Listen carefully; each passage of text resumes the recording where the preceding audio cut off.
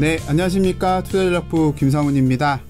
오늘은 4분기 잠신한 자산전략의 마지막 녹화방송입니다. 대치 투자 분석에 대해서 앞으로 4분기 동안 어떻게 방향 흘러갈지에 대해서 한번 알아보도록 하겠습니다. 아시는 분들도 많으실 텐데요. 저희 하우스에서는 대치 투자 분석팀을 자랑할 만한 컨텐츠로 말씀을 드리고 있어요. 각계 유명한 인사들을 모시고 팀으로 구성한 팀인데요.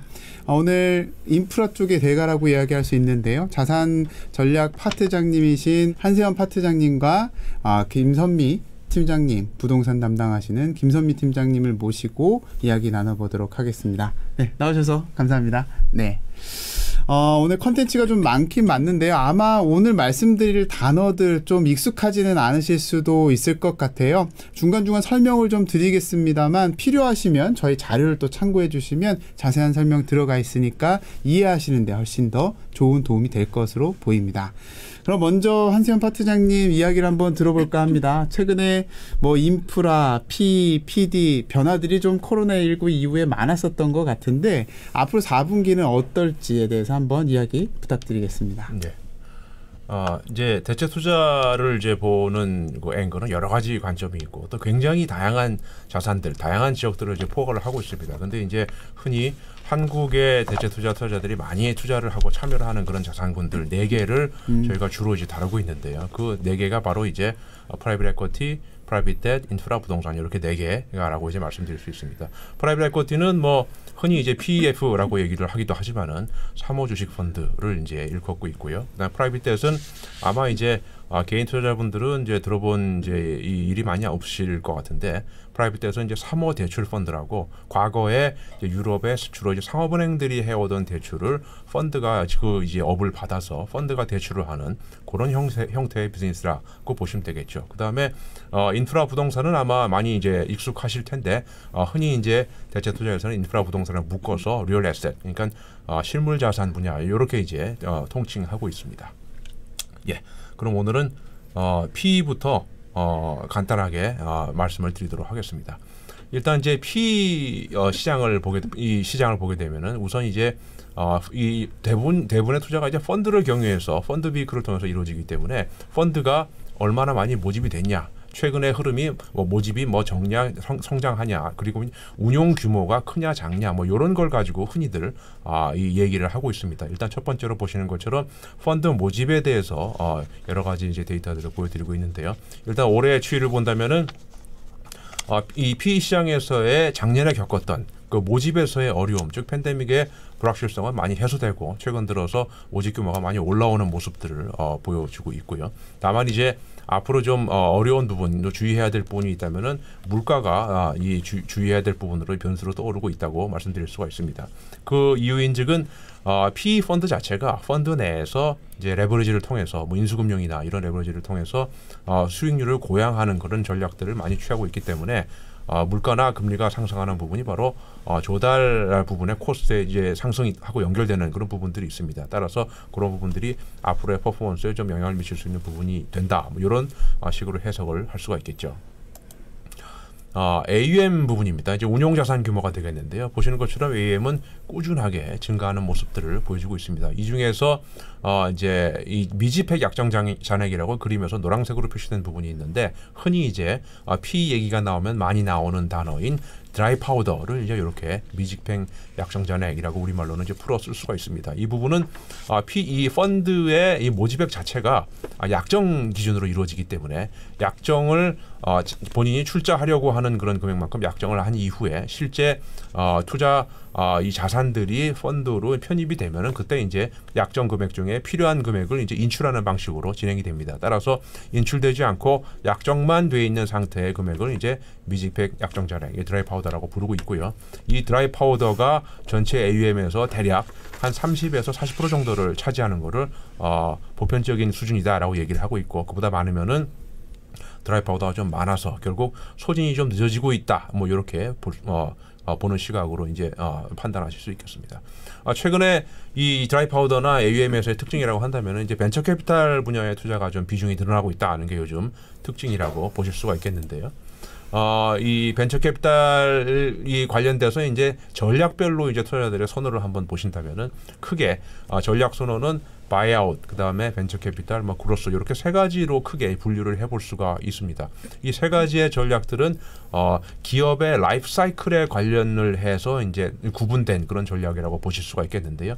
기업의 성장, 창업에서 성장의 초기 단계에 있는 기업들에 투자하는 그런 전략이 주로 벤처 캐피탈 VC라고 보시면 되겠고, 이 한창 이제 막 성장을 해서 성숙 단계의 기업들, 대기업들, 글로벌 이 다국적 기업들, 이런 기업들의 투자를 하는 거를 저희가 이제 바이아웃이라고 이렇게 부를 수가 있겠죠. 이 그로스는 그 사이에 있는 성장 단계에 있는 기업들에 주로 투자하는 부분들을 이제 그로스 전략이다 이렇게 부르고 있는데, 최근에 전략적인 이런 선호 트렌드라고 하면은 이 전통적으로는 바이아웃에 투자하는 비중이 굉장히 높았는데요. 최근에는 여기 보시는 것처럼 그로스 전략의 선호도를 갖고 있는 투자자들의 비중이 좀 올라가고 있는 게 최근의 특징이다 이렇게 보실 수가 있겠습니다. 예, 딜 흐름입니다. 앞에서 말씀드린 게 연장선상에 있는데요. 2021년에 들어와서 꾸준하게 딜 흐름이 호전되고 딜이 많이 이루어지고 있고, 특히 벤처 캐피탈 딜들이 많이 되고 있는 거 보실 수가 있고요. 이 벤처 캐피탈에 투자를 하게 되면은 이제 흔히들 이제 엑싯을 어떻게 하냐, 그러니까 어떻게 매각을 해서 투자금을 회수하는지에 대해서 많은 궁금증을 가지고 계신 분들이 많은데, 그림에서 보시는 것처럼 아직은 IPO보다는 일반적인 그런 매각에 의한 방법이 이제 실제로 많이 이루어지고 있다 이렇게 보실 수 있습니다. 예, 내년 전망인데요. 이 최근에 이 PE 시장의 성장은 이제 벤처 캐피탈의 성장에 의한 부분이 많이 있습니다. 그림에서 보시는 것처럼 그래서 이제 PE의 출자 약정 증가 의향을 이제 LP 투자자들을 조사를 해보면은 그런 부분들로 내년에 방향성을 한번 엿볼 수 있는 그런 잣대로 저희가 많이 사용을 하고 있는데요. 가장 최근의 조사를 보시면은 그림의 21년도에서 보시는 것처럼 꾸준하게 출자량이 확대되고 있는 걸 보실 수가 있고요. 거의 유지와 확대를 합치면은 90% 이상의 투자자들이 내년에도 PE 투자를 계속 확대해 나가겠다, 이런 의지를 갖고 있는 걸 보실 수 있기 때문에 이 흐름은 계속 호조를 보일 것이다라고 이 생각을 하실 수가 있겠고요. 전략적으로는 앞에서 말씀드린 전략이 앞으로의 전략 선호에 있어서 그대로 반영이 되고 있습니다. 그로스 전략, 가장 PE에 있어서는 좀 무난한 전략이라고 보실 수가 있겠는데요. 그런 전략의 선호도가 유지가 되고 있다, 이렇게 판단하셔도 될 것이라고 이제 이 그림이 시사하고 있습니다. 예. 그 다음에 이제 프라이빗 뎃에 대해서 말씀을 드리도록 하겠습니다. 프라이빗 뎃은 가장 PE에 비해서는 좀 역사가 좀 짧은 그런 이제 분야가 되겠습니다. 최근에 한 5년 내지 10년 텀으로 이제 과거를 이제 돌이켜 보게 된다면은 유럽을 중심으로 해서 각종 규제 당국이 상업은행의 대출에 대해서 많은 규제를 강화시켜 온 것이 최근에 금융 환경의 트렌드라고 할 수가 있겠는데요. 그런 환경 변화에 발맞춰서 기존의 상업은행들이 하고 있던 대출을 사모 대출 펀드들이 그 업을 인수를 해서 차주들에게 이 대출을 하는 이런 사업을 많이들 확대를 해왔습니다. 이런 연장선상에 있는 펀드들이 이제 사모 대출 펀드, PD 펀드다라고 이제 보실 수가 있겠고요. 모집 금액은 이 PD 펀드도 마찬가지로 최근에 굉장히 인기를 얻고 있는 그런 상품이기 때문에 많은 회복을 보이고 있습니다. 전략적으로는 여기 보시는 것처럼 디스트레스드하고 이제 메자닌 전략이 약진을 보이고 있다라고 이제 확인하실 수가 있는데요. 디스트레스 전략은 단어에서 보이는 것처럼 이 자산 자체가 디스트레스돼 있는 그런 자산들, 우리말로 풀어서 본다면은 어떠한 이제 특정 이벤트나 아니면 시장 환경의 변화로 인해서 부실화된 그런 대출들, 그런 부실화된 대출들을 저렴한 가격에 이제 매입을 해서 펀드에 담아서 나중에 이제 높은 회수율이나 이제 수익률을 보일 수 있는 이런 이 운용 전략을 가져가는 것을 PD의 디스트레스 전략이라고 하고 있고요. 메자닌 전략은 익히 들어보신 것처럼 에쿼티 피스 위에 이 선순위와의 사이에 있는 그런 부분들을 담는 부분을 메자닌 전략으로 하고 있는데, 이런 부분들의 펀드 모집이 최근에 굉장히 많이 늘어나는 것이 특징이다, 이렇게 보실 수 있겠습니다. AUM 증가로 보신다면은요. 최근에 이제 AUM이 굉장히 빠르게 증가하고 있는 게 PD 펀드 시장의 이 대표적인 그 현상이고 한번 달리 보면은 PD 펀드가 굉장히 좀 인기가 있기 때문에 그렇다라고 보실 수도 있겠는데 한편으로 다른 앵글에서 본다면은 딜 소싱 그러니까 PD 펀드에 담을 대출 딜을 소싱하는 경쟁이 굉장히 치열해지고 있다 이렇게 보실 수도 있겠습니다. 따라서 어떻게 보면은 이제 이 딜 소싱이 치열해진다는 거는 결국 내가 기대할 수 있는 수익률이 좀 하강할 수 있는 그런 요소로 작용을 하기 때문에 결과적으로 LP들 그러니까 투자자들이 보수적인 전략으로 선회하는 그런 배경이 되고 있다 이렇게 보실 수도 있겠고요. 따라서 지금 오른쪽 이제 우측 그림에 보시는 것처럼 최근에 디스트레스 전략에서 앞으로의 선호도가 다이렉트 랜딩이나 메자닌 이런 부분들이 올라가는 거는 이런 약간 보수적인 흐름의 결과다 이렇게 보실 수도 있겠죠. 전망입니다. 앞으로 이제 PD 수요 계속 이제 지속된다라고 보여지고 있습니다. 그림에서 보시는 것처럼 작년 대비 이 현재 출자 비율을 유지하거나 확대하겠다라고 하는 의향들이 지속적으로 늘어나고 있는 게 이제 올해 흐름이다 이렇게 보실 수가 있겠고요. 거의 유지와 확대를 합치면은 한 뭐 80%에 육박하는 그런 투자자들이 이 좋은 앞으로 흐름을 이 의향을 갖고 있다 이렇게 확인하실 수 있고요.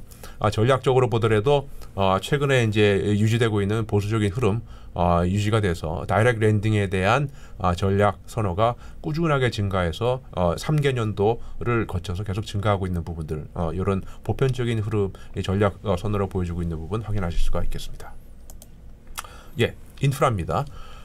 인프라 펀드는 이제 모집액이 이 인프라 펀드는 기본적으로 이제 만기가 굉장히 길기 때문에 10년에서 20년 가까이 가는 펀드들도 많이 있습니다. 그렇기 때문에 상당히 좀 긴 호흡을 가지고 보는 그런 시장이다라고 말씀드릴 수가 있겠는데요. 그리고 인프라 펀드의 특징 중 하나는 이 이 펀드 모집 자체가 다른 상품들에 비해서 좀 긴 호흡으로 이루어지다 보니까 연말에 좀 몰려서 좀 모집이 되는 그런 성향을 좀 보여주고 있습니다. 따라서 여기 보시는 것처럼 최근에 모집의 흐름이 좀 좋은 흐름을 보여주고 있습니다만은 2019년도에 굉장히 연말에 많이 모집이 된 부분들이 약간 부담이 될 수도 있는 그런 환경이다라는 부분을 보실 수 있겠고요.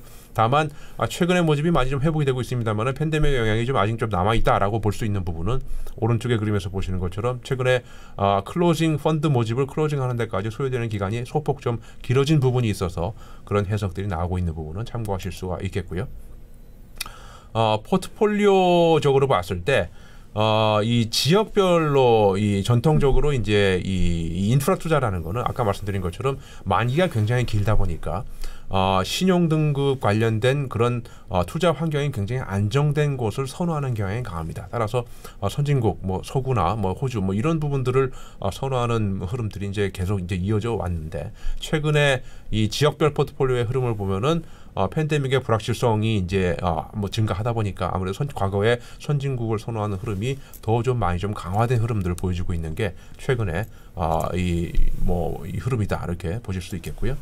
그 다음에 딜로 봤을 때 어떠한 사업들, 어떠한 비즈니스들, 프로젝트들이 이제 펀드에 담기는지 이런 딜들로 봤을 때는 최근에 흐름은 신재생 에너지하고 이제 통신 타워가 이제 비중적으로 늘어나고 있는 게 최근에 이런 포트폴리오 면에서의 변화다 이렇게 보실 수가 있겠는데요. 일단 신재생 에너지 비중 보시면은 여기 보시는 것처럼 전체 AUM에 담기는 그런 이제 프로젝트 딜 중에서 신재생 에너지의 비중이 비약적으로 좀 증가를 해서 딜 수로는 최대의 비중을 점유하고 있는 것을 확인을 하실 수가 있겠고요. 특히 이제 좌측 그림에서 보시는 것처럼 세컨더리보다는 프라이머리, 즉 완공되고 난 다음에 거래가 되는 이제 그런 자산들보다는 건설 단계에서 거래되는 그런 이제 비중들이 높기 때문에 앞으로도 지속적인 세컨더리 시장이 창출될 것이다라는 생각을 한번 해볼 수 있는 부분이 되겠습니다. 통신타워도 마찬가지입니다. 이 통신타워 딜의 증가는 최근에 비약적으로 증가하고 있는 데이터 트랜스퍼, 데이터 저장의 수요하고 직결되어 있다 이렇게 보실 수가 있겠는데요. 가운데 그림에 보시는 것처럼 모집 금액이나 펀드 수가 최근에 눈에 띄게 증가하고 있는 흐름들을 보여주고 있기 때문에 인프라 투자에 있어서 뭐 공모 사모 다 해당이 됩니다만 앞으로 이런 통신타워에 관련된 프로젝트들을 관심 있게 보실 필요가 있다 이렇게 말씀드릴 수 있습니다. 예, 전망입니다. 인프라는 아까 앞에서 말씀드린 4개 이 분야 중에서 가장 강한 출자 약정 의향을 보여주고 있는 분야입니다. 지금 보시는 것처럼 이 유지와 확대를 합해서 보면은 대략 한 80% 90%에 가까운 흐름들을 보여주고 있는데요. 이 출자를 늘리겠다, 확대하겠다라는 흐름만으로 봤을 때는 4개 섹터 중에서 가장 강한 흐름들을 보여주고 있습니다. 아무래도 최근에 투자 환경의 변화가 좀 심하다 보니까 가장 안정적이고 장기적인 흐름들을 보여주고 있는 그런 인프라 자산을 선호하는 그런 흐름들이 좀 많이 나타나고 있는 영향이 이렇게 의향의 조사에서 나타나고 있는 게 아닌가 이런 생각을 해볼 수가 있겠고요. 투자 전략으로는 앞에서 말씀드린 것 중에 여러 이 PE하고는 좀 사뭇 다른 이제 용어들을 또 인프라에서 사용을 하고 있는데 흔히 4대 전략으로 얘기를 한다면은 코어 플러스 그다음에 이제 밸류 애디드, 오퍼튜니스틱 이렇게 4가지 전략을 언급하고 있습니다. 부동산도 이제 마찬가지인데요. 이 전략들의 가장 간단하게 구분하는 방법은 코어가 가장 안정적이고 핵심 입지에 위치한 자산이다. 수익률 면에서는 가장 낮게 되겠죠. 이렇게 보실 수 있고요. 코어에서 코어 플러스 밸류 애디드 그다음에 이제 오퍼튜니스틱으로 갈수록 조금 더 업사이드 포텐셜이 있지만은 리스크가 좀 더 커지는 지역 입지적으로도 조금 약간 좀 B급이나 C급으로 밀리는 그런 자산에 투자하는 전략이다라고 보시면 되겠는데 가장 최근에 유망한 전략이라고 한다면 밸류 애디드가 상당히 많은 선호도를 보여주고 있는 걸 보실 수가 있습니다. 그와 함께 코어 전략, 가장 리스크가 낮은 코어 전략도 두 번째지만은 상당히 높은 선호도를 유지를 하고 있는데요. 이런 걸로 봤을 때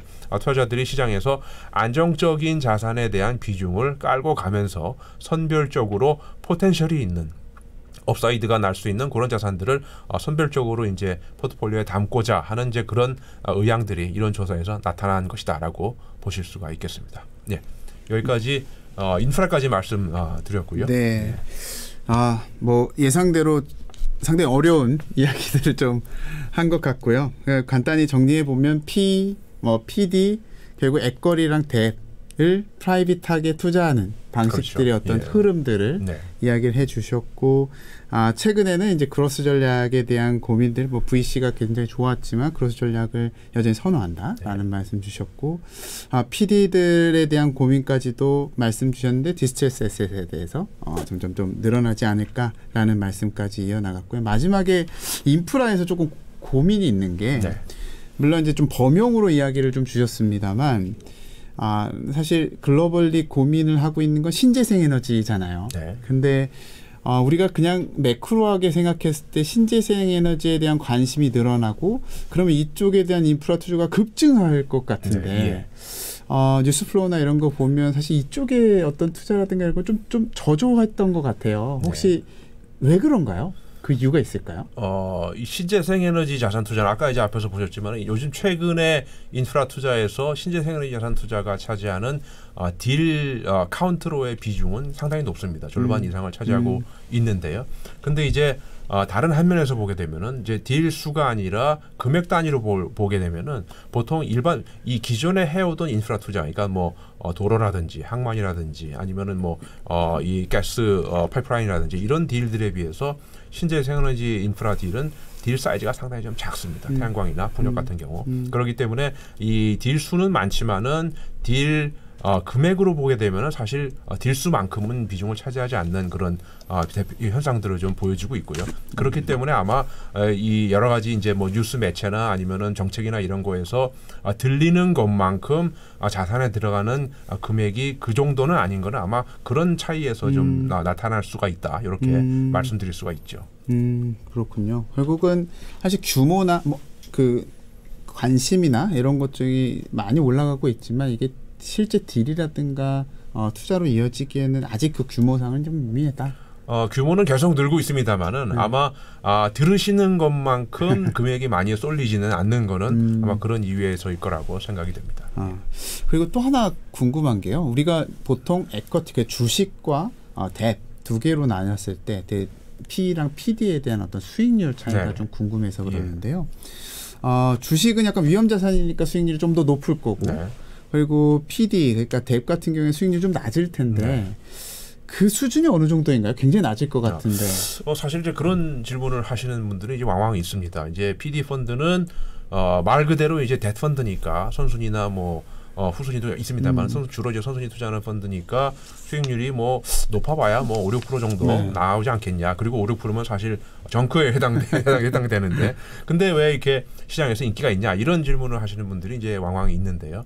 근데 이제 PD 펀드 같은 경우는 PD 펀드 내, 그러니까 포트폴리오 내에서 레버리지를 한 번 더 합니다. 그러니까 CLO 같은 그런 비클을 활용해서 한 번 더 레버리지를 해서 펀드 내에서 이제 구조화를 하기 때문에 이 펀드는 이 PD 펀드라는 건 결국 이 구조화된 그 스트럭처에 이 하단 부분 에쿼티를 들어간다라고 이제 보시면 되겠습니다. 그렇기 때문에 수익률이 사실상 실질적으로 펀드가 이제 퍼포먼스상 수익률이 하이 싱글 디짓이라고 보통 얘기를 하는데요. 높은 수준의 한 자릿수 퍼센트, 그러니까 이를테면은 뭐 8, 90% 정도를 이 퍼포먼스를 내는 게 그렇게 어려운 일이 아니기 때문에 그래서 순위상으로는 굉장히 선순위지만은 퍼센트상으로는 거의 에쿼티에 가까운 수익률을 낸다. 그래서 PD 펀드가 굉장히 좀 인기가 있다. 이렇게 보실 수가 있겠고요. 한마디 더 덧붙여 드린다면은 아까도 보신 것처럼 디스트레스 전략 같은 그런 전략들을 공격적으로 구사하게 된다면은 여기서 수익률이 더 좀 약간 고양될 수 있는 그런 부분들이 있기 때문에 더 그렇다.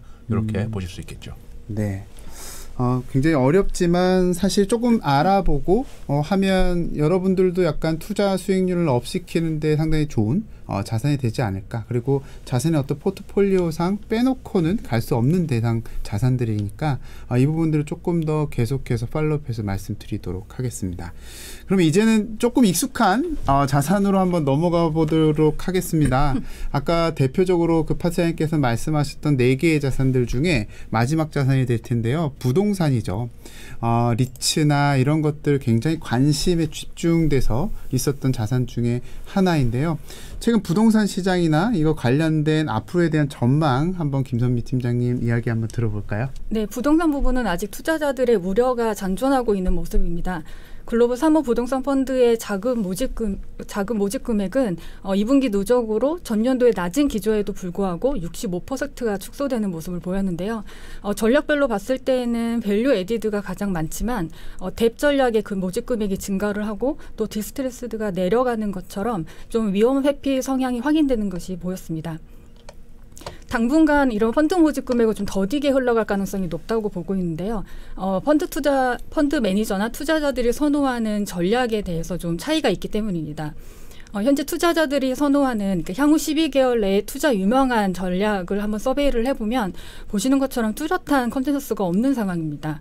코어나 코어 플러스 아니면 밸류 에디드 모두 다 유사한 수준의 그 선호도를 보이고 있는 상황인데요.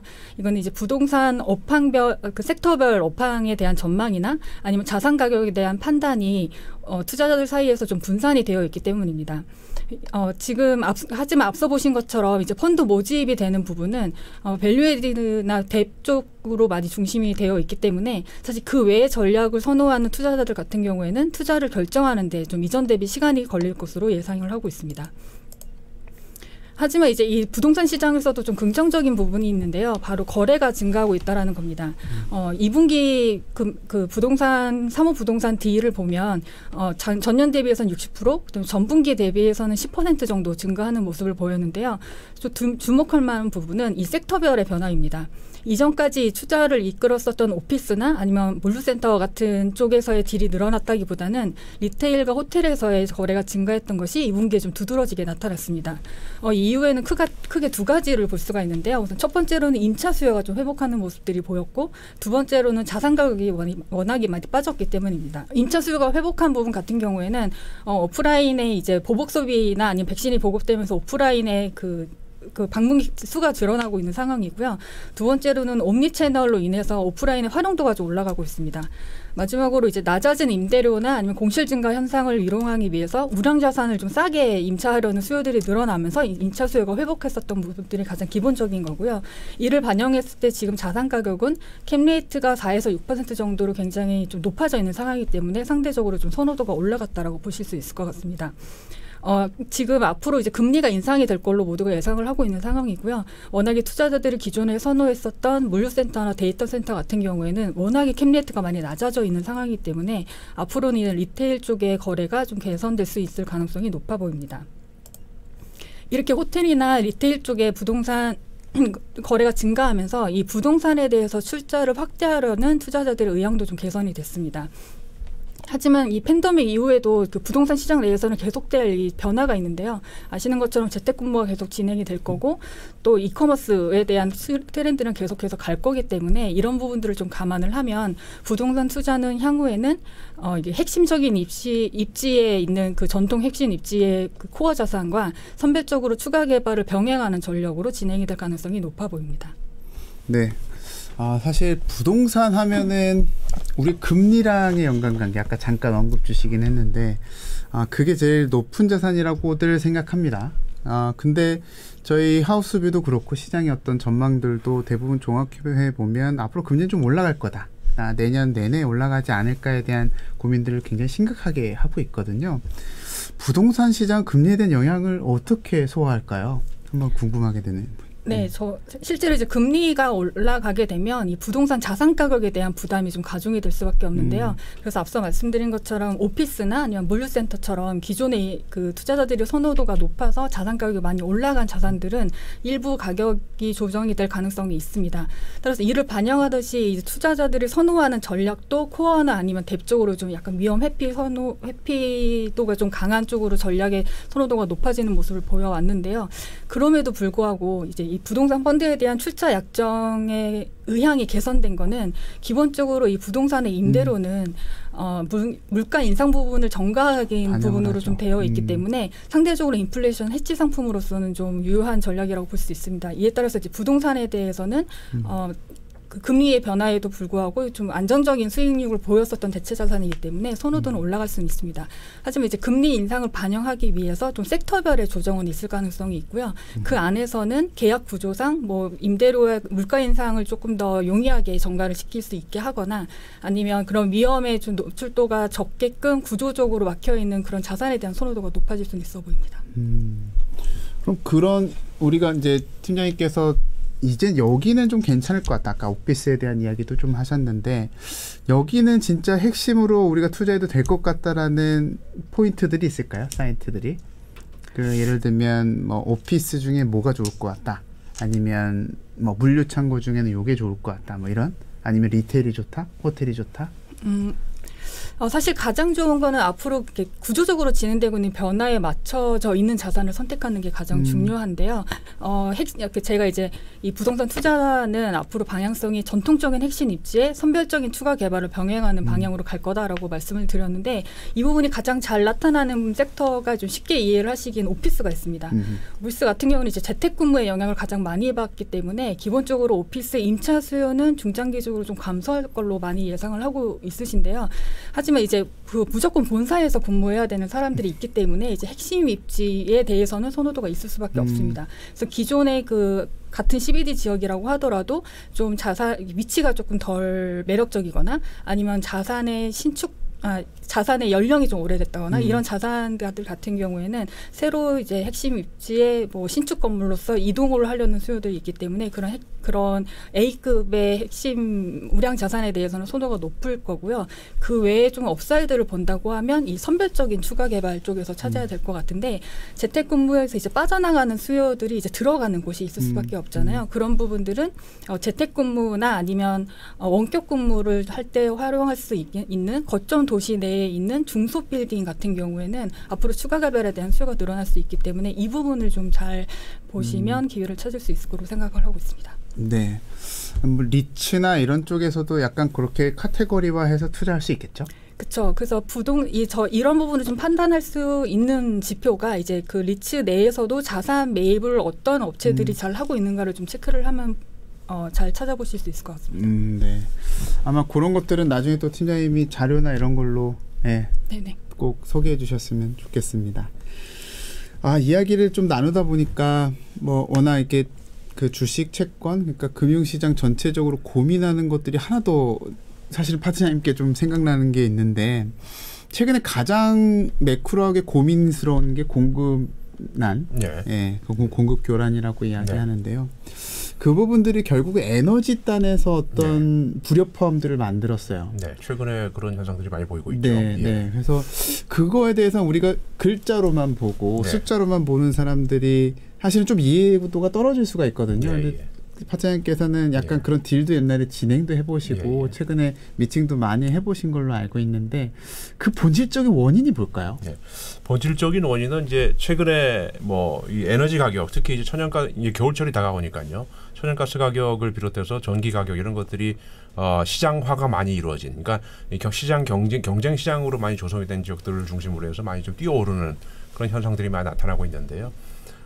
근데 이제 이런 걸 해석함에 있어서 가장 이제 중요한 부분을 좀 빼놓는 그런 경향들이 있습니다. 가장 중요한 부분은 과거 대비 지금 에너지 시장의 구조 자체가 많이 바뀌었다는 점인데요. 그래서 예전에 에너지 가격이 뛰게 되면은 무조건 이제 뭐 유가, 그다음에 오펙 이렇게 해석하는 흐름은 이제는 좀 바뀌어야 되지 않나라는 생각을 하게 되는 부분이 이제 이런 지점에 있다라고 말씀을 드릴 수가 있습니다. 이를테면은 이 세계적으로 많은 국가들, 특히 이제 뭐 유럽이나 미국처럼 이 넷제로 드라이브, 그다음에 탄소 중립 드라이브의 정책을 강하게 거는 지역일수록 에너지 시장 트랜지션이 좀 빠르게 일어나고 있는 걸 보실 수가 있겠는데요. 이 에너지 시장 트랜지션의 핵심은 대부분의 에너지 소비, 그러니까 과거에는 뭐 리퀴드, 그러니까 이제 이 석유죠, 리퀴드, 가스, 뭐 이런 석탄, 뭐 이런 식으로 고르게 분포된 그런 그 에너지 소비의 흐름이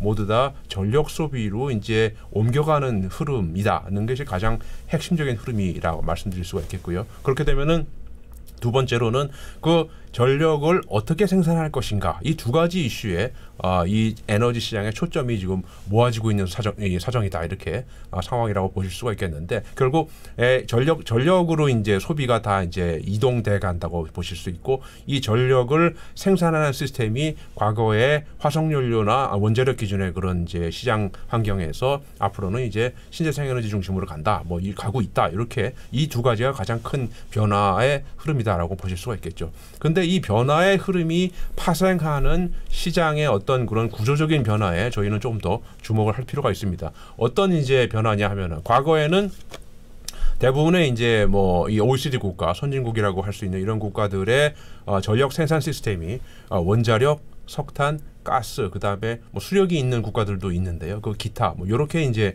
구성이 되어 왔습니다. 근데 흔히 이제 발전 자산은 기저 발전하고 이제 첨두 발전 이렇게 이제 구분을 하고 있죠. 기저 발전은 전력 부하가 하루 중에도 계속 변하고 또 계절마다 변하기 때문에 그 변하는 이 전력 부하에 거의 변하지 않는 일정 부분, 그러니까 산업용 수요 이런 부분들을 담당하는 그걸 이제 기저 부하라고 하는데, 기저 부하를 보통 이제 원자력 같은 이런 자산들이 담당을 하고요. 그다음에 출렁출렁 이렇게 변하는 부하를 이제 발전량을 느리고 줄이고 해가면서 이런 부분들을 공급하는 자산들을 이제 첨두부하라고 하는데, 보통 첨두부하를 대부분의 지역에서는 가스 발전, 더 나아가서는 뭐 석탄 발전이 하는 경우도 있습니다만은, 이런 이제 이 역할을 나눠서 담당을 했던 게 과거에 이 전력을 생산하는 시스템들의 모습이었습니다.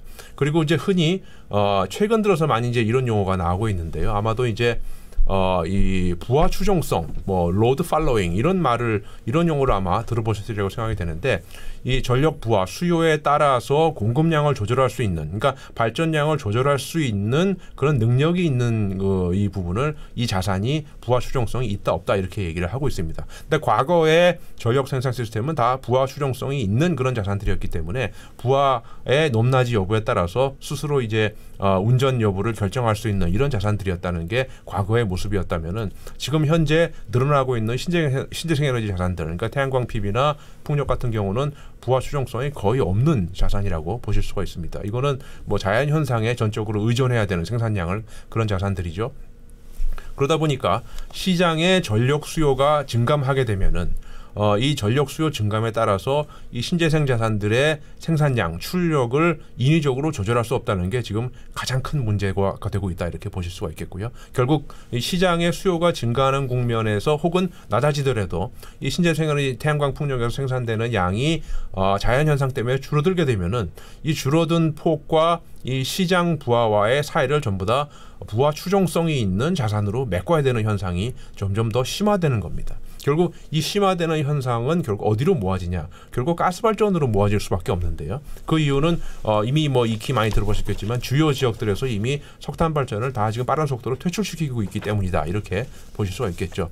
결국 아이러니하게도 이 탄소 중립이라는 정책의 목적 자체가 이 화석연료 발전에서 좀 멀어지고자 화석연료를 좀 줄이고자 하는 그런 좋은 의도를 갖고 시작했지만은 이 탄소 중립 정책이 점점 시행되고 신재생 자산의 비중이 늘어나면서 오히려 이 화석연료인 가스에 대한 이 시장의 민감도가 훨씬 증가하는 방향으로 지금 이행되고 있는 게 요즘의 모습이다 이렇게 보실 수가 있겠고요. 최근에 유럽에서 지금 보고 있는 가스 가격이나 아니면 전력 가격의 급등 현상은 이런 시장 구조의 구조적인 변화의 한 단면이다 이렇게 보실 수가 있겠고 앞으로 이런 현상들이 이 점점 더 많아질 거기 때문에 시장에 조그만 충격에도 가격이 팍팍 뛸 수 있는 이런 변동성이 확대되는 방향으로 시장이 좀 옮겨갈 것이다 이렇게 생각해 볼 수 있겠습니다. 네, 그 결론적으로 전력 에너지 시장 자체가 이제 수요가 생기면 이제 공급을 해주는 예. 시장인데 사실 신재생 에너지는 자연 발생적인 거다 그렇죠. 보니까 예. 수요의 증감에 따라서 이 생산의 증감을 자연스럽게 할 수 없어서 화석연료에 의존할 수 있는 부분들이 여전히 남아있다라는 네. 말씀 좀 주신 것 같고 그 사이에 어떤 미스매칭이 지금의 약간 에너지의 공급 교란까지도 이어지고 있는 거 아니냐라는 생각을 말씀해 주셨습니다. 네, 오늘 굉장히 길게 이야기를 좀 나누긴 했는데 아무래도 처음 대체 시장에 대한 어떤 전체적인 내용들을 정리하다 보니까 좀 길어졌다라고 받아들여 주시면 좋을 것 같고요. 앞으로도 계속해서 자료는 나갈 겁니다. 그리고 이러한 영상도 분기에 한 번씩 찍을 거고요. 그 외에도 페이퍼로서 자료로 계속 찾아뵐 것이니까 꼭 관심 있게 봐주시면 감사하겠습니다. 그러면 이것으로 4분기 참신한 자산 전략의 마지막 시간 대체 자산 분석에 대한 소개도 마무리하도록 하겠습니다. 그럼 다음 영상에서 찾아뵙도록 하겠습니다. 고맙습니다.